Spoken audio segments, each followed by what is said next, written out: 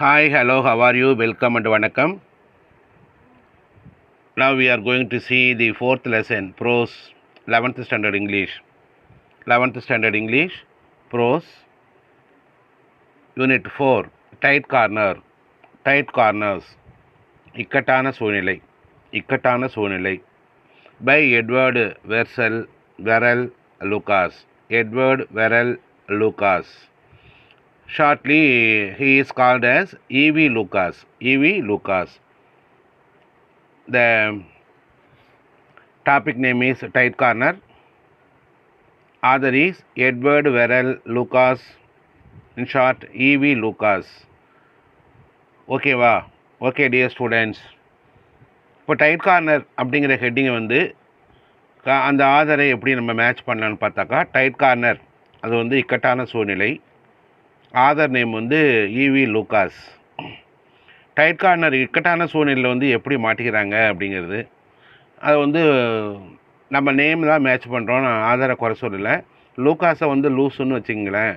இப்போ tight corner இருக்கு இல்லையா, டைட் கார்னர் யார் இக்கட்டான சூழ்நிலை யார் மாட்டிப்பாங்க? Loose மாட்டிப்பாங்க.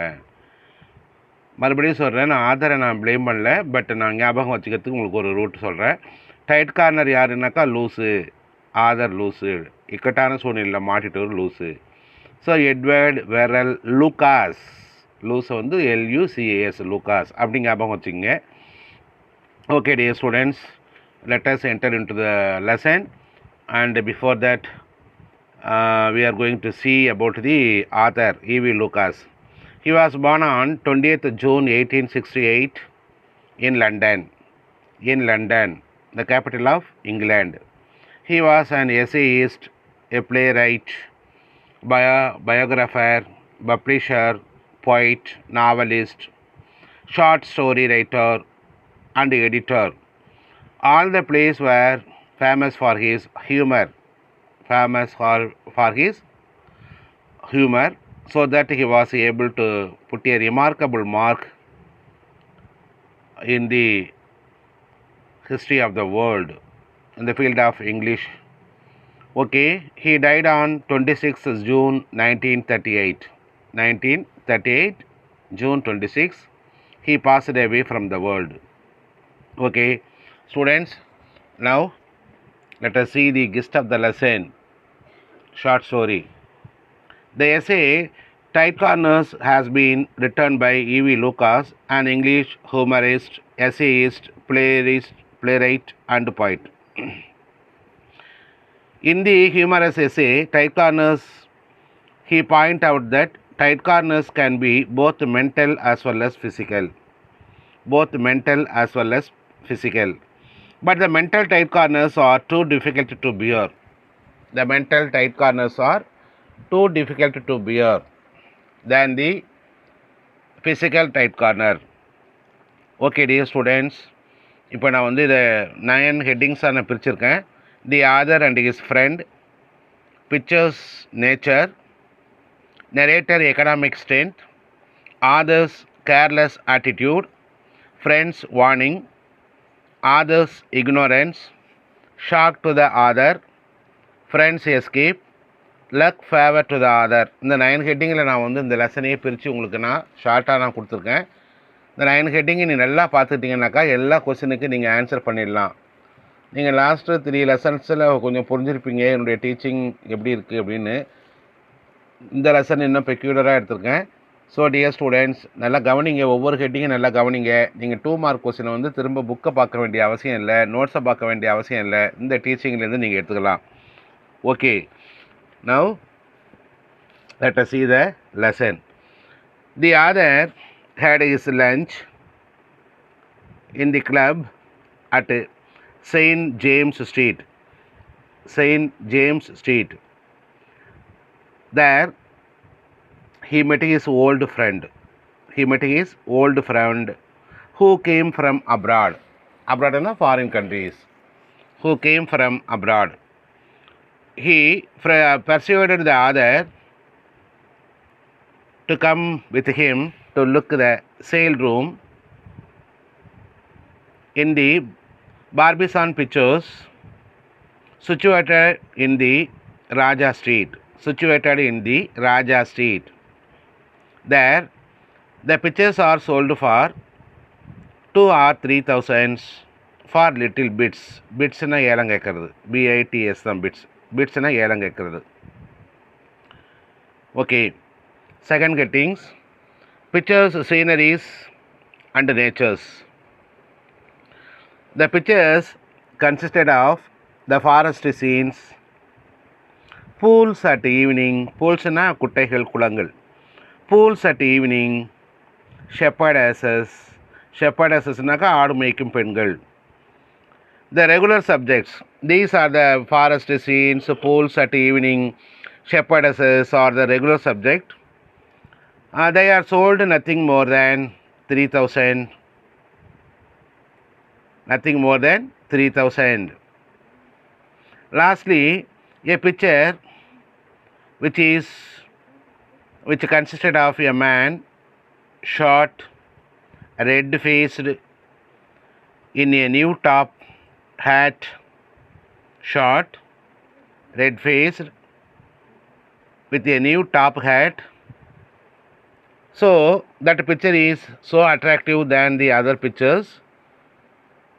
So some starting the bids a little higher than anything. Then all the pictures, the people, those who are want to buy that picture, which consisted of short, red-faced man in a new top hat. So they are starting a little higher than anything else. இந்த பிக்சரை மட்டும் கொஞ்சம் அதிகமான ஏலத்துக்கு கேட்டாங்க. Okay. The narrator, third heading, narrator economic strength, அவர்கிட்ட பொருளாதார பலம் எப்படி இருந்தது. The narrator had neither knowledge about art pictures nor had enough money to participate in the bidding. பிட்டிங்னா ஏலம். The narrator has neither knowledge about art pictures nor had enough money to participate in the bidding. He had only 63 pounds. Note this point. He had only 63 pounds. Pounds means the coins of other rupees of England. England pound. ஞாபகம் வச்சுங்க. England, like that. India rupee, Japan yen, France franc, Russia ruble, America dollar, England pound. England pound. He had only 63 pounds, that too in the bank. அது கூட கையில் இல்லை, பேங்கில் இருக்குது. He had no securities either. அவருக்கு யாரும் பணபலம் உதவி செய்கிற அளவுக்கு கூட யாருமே அவர்கிட்ட கிடையாது. இந்த மாதிரியான சூழ்நிலையில் தான் அவர் ஏலம் கேட்க வந்திருக்கிறாரு.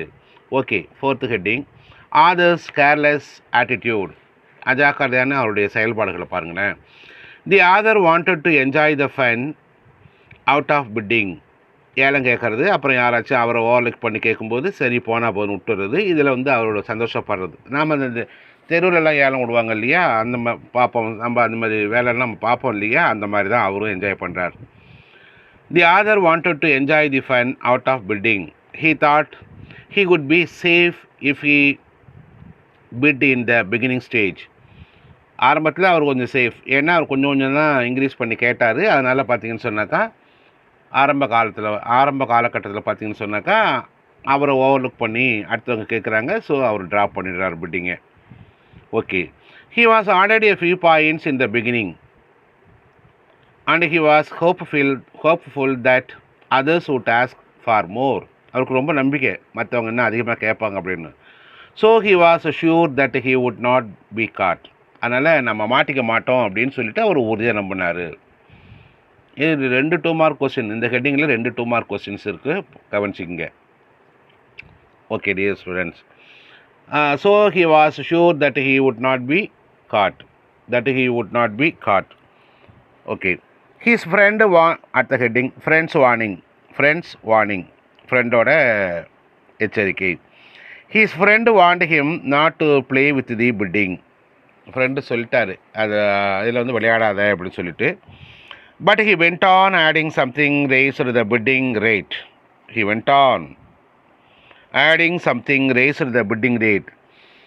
Finally, he was caught. Finally, he was caught.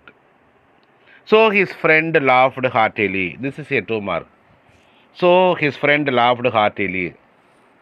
Friend அப்பப்போ எச்சரிக்கை கொடுத்துட்டே இருந்தார், மாட்டிப்ப வேண்டாம் வேண்டான்னு சொல்லிட்டு இருந்தார். ஆனால் அவர் வந்து அதை காதில் வாங்கலை, கடைசியாக மாட்டிக்கிட்டார். அதனால் அவர் ஃப்ரெண்டு வந்து ரொம்ப மனமாற சிரிச்சார். Okay, next heading 7th one. Shock to the author. ஆதருக்கு அதிர்ச்சி. என்ன அதிர்ச்சி ஆச்சுன்னு பாருங்கள். The auction was started and the narrator, not understanding the seriousness, started raising the bid. அந்த ரெட் கலர் ஹேட் போட்டிருந்தாலே, ரெட் ஃபேஸ் மேன் இருந்தாலேயே அது ஆக்ஷன் ஏலம் வந்துட்டுது. ஆதர் வந்து அதனுடைய சீரியஸ்னஸை புரிஞ்சுக்கல. அவர் வந்து ஸ்டார்டட் ரைசிங் த பிட், விலை கேட்டுக்கிட்டே இருந்தார். 4000 குனியாஸ். கடைசியாக எதில் போய் நின்றுதுனாக்கா 4000 கிரிக்ஸ், கினிக்கல், அதில் போய் முடிஞ்சுது. As usual, the narrator, just for fun, raised the bid by 50 gunyas more. பார்த்தீங்கன்னு சொன்னாக்கா 3500 குனியாஸ்லேருந்து திடீர்னு 3950 குனியாஸ்லேருந்து 50 குனியாஸ் இவர் ஏற்றி 4000 குனியாஸு கேட்டார். திடீர்னு அந்த பிட்டை வந்து 50 குனியாஸ் வந்து ஏற்றி கேட்டிருக்காரு. So just for fun raised the bid by 50 guineas more. அது வந்து வேடிக்கைக்காக தான் வந்து அவர் இது வந்து அதை அப்படி கேட்டார். ஓகே, அடுத்த நெக்ஸ்ட் ஹெட்டிங் ஃப்ரெண்ட்ஸ் எஸ்கேப். கேட்ட உடனே அவர் மாட்டிக்கிட்டார். இப்போ அவர் மாட்டின உடனே அவங்க ஃப்ரெண்ட்ஸை என்ன பண்ணார், உடனே டக்குன்னு ஓடிட்டார், அவர் கிளம்பிட்டார் அதை விட்டு. ஓகேவா? இப்போ no doubt the he unwillingly caught into a mental tight corner. No doubt he unwillingly caught into the mental tight corner. He could not find ways as how to raise such a huge amount. அவ்வளோ பெரிய அமௌண்ட்டை எப்படி அவர் collect பண்ணுறது அப்படிங்கிறது தெரியல. இந்த நேரத்தில் பார்த்து அவர் ஃப்ரெண்டும் என்ன பண்ணார், ஃப்ரெண்ட்ஸ் எஸ்கேப் போயிட்டார். Sensing the impending danger, his friend had already left the place.